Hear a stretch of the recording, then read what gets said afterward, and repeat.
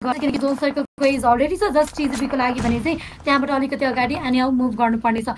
तर मेन कुरा भनेको त्यसकै साइडमा भने चाहिँ हामीले त्यहाँतिर आरएसको टिमलाई देख्न पाउनेछौँ, जहाँ आरएसको टिमलाई पनि गेट किपिङ पक्कै पनि होराको टिमले गराउनेछन् एन्ड होराको टिमको कतै न कतै एउटा एलिमिनेसन निकाल्ने मौका भन्ने पोसिबिलिटी देख्दैछु, जुन हिसाबमा स्प्लिटेड वेमा पनि बसिरहेका पनि छन्।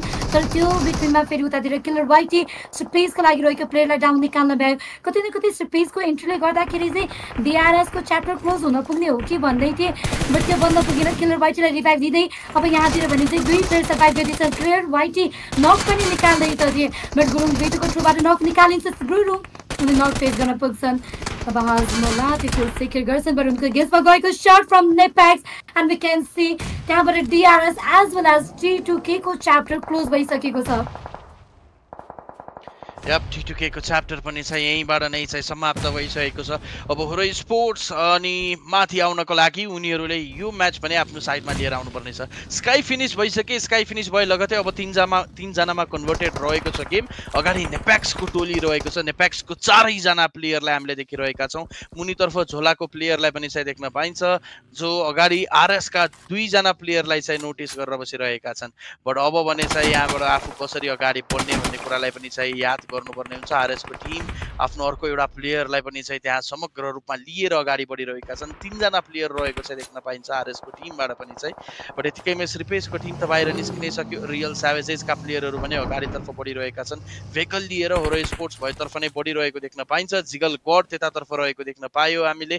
ब्याम्बी गडलाई पनि चाहिँ तपाईँहरूले देखिराख्नु भएको छ। ब्याम्बे अहिलेको लागि उनी पनि चाहिँ माथि हिल एरिया साइडतर्फ चढ्ने कि होइन झोलातर्फ नै चाहिँ फाइट लिने भनेर चाहिँ अन्यलमा झन्छ जस्तो लागिरहेको छ। माथितर्फ जिगल गड 1-on-1 को फाइट लिन चाहन्थे, बट उतापट्टिबाट हेर्ने भने झोलाको टिमबाट अन्तिम प्लेयर थिए, उनलाई डोमेनले फिनिस गरिदिए लगतै। अब भने यहाँ होरो स्पोर्ट्सको टिम उनीहरू फाइटमा इन्गेज हुन खोजिरहेका छन्। आरएसको टिमको अगेन्स्टमा फाइट लिने क्रममा उताबाट नेपेक्सको टिमले पो प्रेस गर्ने होइन, त्यो कुरा रहन सक्छ। यहाँ स्लिपीको अगेन्स्टमा केही सटहरू आइरहेको छ। स्लिपी रिजले उनलाई बचाइरहेको पनि चाहिँ हामी देखिरहेका थियौँ। फेरि पनि चाहिँ यहाँबाट केही सटहरू दिने प्रयास। अब त जिगल पनि चाहिँ आएका छन् एङ्गल बनाउँदै। अब जिगल यहाँबाट के कस्तो सट दिन्छन् हामी त्यो पनि चाहिँ निहाल्नेछौँ। बट मुनिबाट यो पर्फेक्ट मौका हो है, आरएसले पनि आफूलाई एउटा राम्रो ठाउँमा लैजाने अनि लागि प्रिपेयर गर्ने एउटा राम्रो मौका हो। उनीहरू जुन ठाउँमा पुश गर्दैछन्, जुन ठाउँमा प्रेस गर्दैछन्, त्यतातर्फ त मल्टिपल टिमले चाहिँ हेर्नेछन्। होरो स्पोर्ट्सले पनि हेर्नेछ, त्यता आरएसले पनि चाहिँ हेर्नेछ। नेपेक्सको 2टै प्लेयर त्यतातर्फ नक रहेको देख्न सक्छौँ हामी। प्रोफियर हल्का ओभर कमिट गर्दै उनले त्यो एलिमिनेसन पोइन्टको लागि पछाडिबाट आरएसको टिम आएको उनले थाहा पाउँछन् कि पाउँदैनन्, त्यो ठुलो डर चाहिँ यहाँ रहनेछ।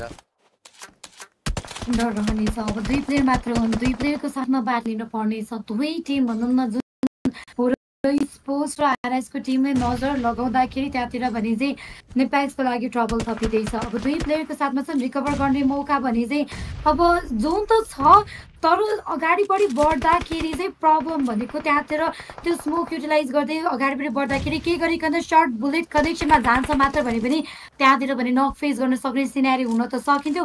बट 2 प्लेयर जो नक थिए उनको किल कन्फर्म भइसकेको छ। अब जस्ट हामीले रिक्स एन्ड डोमेन 2 प्लेयरको साथमा हामीले देख्न पाउँदै गरिरहेका छौँ। अगाडिपट्टि बढ्दै गरिरहेका छन्। टावर स्पोर्ट्स त्यहाँ कनेक्सन बिल्ड गर्छन्। जिगलको छेउबाट नक निकालेको सँगसँगै ब्याम्बेलाई पनि नक निकालेको रहेछ।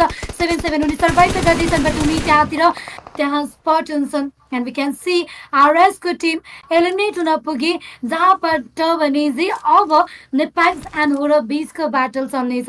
बट जुन ओपनिङ जिगलको थ्रुबाट आउन पुग्यो त्यही आउटकमले नै टिमको लागि भने चाहिँ एउटा रिजल्ट आउन पुगेको छ। But Hero sports are going for the hat-trick for the day.